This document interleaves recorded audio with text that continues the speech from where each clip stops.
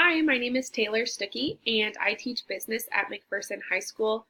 Some of the classes that I teach are entrepreneurship, business essentials, computer applications, prep for college work and family. I oversee the school store and then senior internships.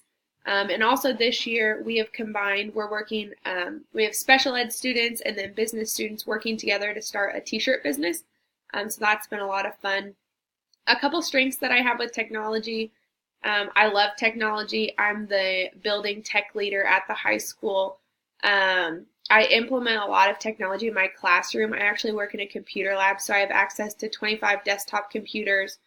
We're a one-to-one school, so all of our students have Chromebooks. So I utilize those a lot. I use Google Classroom.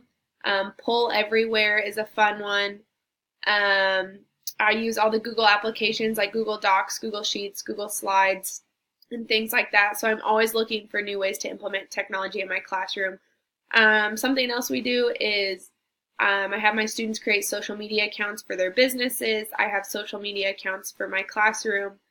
I just love technology. I love to implement it all the time. So a weakness that I have is I don't really like change. So once I'm stuck on some sort of technology or a platform, it's hard for me to switch over. I'm very comfortable with Google Classroom. I know how to use it. I know what it does. I know what I like about it. And something I'd like to do is start a classroom website. However, I haven't made that switch yet because there's things that Google Classroom has that the website does not, and vice versa. So that would be one of my biggest weaknesses. Digital tools in the classroom. We use the Chromebooks all the time. We use the computers all the time. Again, I try and implement Poll Everywhere, Google Classroom, and different things like that. And then Google applications. I love using Google applications. It's nice that students can collaborate on it.